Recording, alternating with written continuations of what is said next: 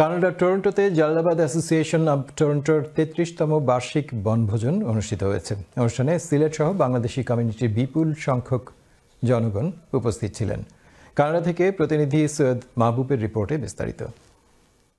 টরন্টোর ঐতিহ্যবাহী সংগঠন Jalalabad association of Toronto কানাডার 33তম বার্ষিক বনভোজন অনুষ্ঠিত হয় স্কারবরোর থমসন মেমোরিয়াল পার্কে।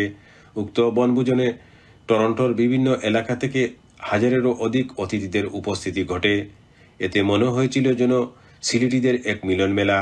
বিশেষ অতিথি হিসাবে উপস্থিত ছিলেন অন্টারিও প্রভিন্সিয়াল পার্লামেন্টের এমপিপি ডলি বেগম। বৃহত্তর সিলেটের বিশিষ্ট ব্যক্তিবর্গের মধ্যে উপস্থিত ছিলেন ইঞ্জিনিয়ার মোহাম্মদ রেজাউর রহমান, খন্দকার আব্দুল আহাদ শক্তিদেব, সাদ চৌধুরী, আসমা আহমেদ, ফারহানা আহমেদ, মুতায়ের গাজী সহ আরও অনেকেই।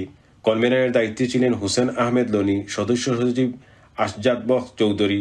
সার্বিক সহযোগিতায় ছিলেন সংগঠনের সভাপতি মাহবুব চৌধুরী রনি, সাধারণ সম্পাদক মেহেদি মারুফ, মনসুর আহমেদ, রাফে চৌধুরী, সৈয়দ আব্দুল হামিদ শিবলু, লায়েক চৌধুরী, রিফাত নরিন, ইলিয়াস খান, জুয়েল আহমেদ, জয় কাসেম প্রমুখ।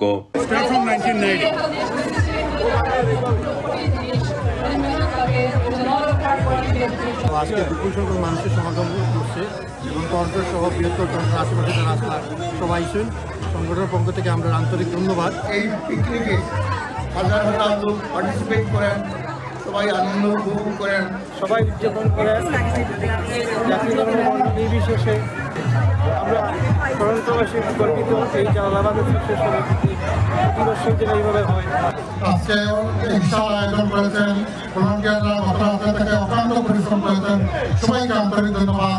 আজকের পিকনিকটা খুবই চমৎকারভাবে সম্পন্ন করা হয়েছে এবং আজকের ওয়েদারটাও চমৎকার, সবার উপভোগ করার মতো একটা। It's a very welcoming with a lot of diversity here, and I'm enjoying it. I'm just here for it. Jalalabad অ্যাসোসিয়েশনে এসে আমাদের খুব ভালো লাগছে। সৈয়দ মাহবুব,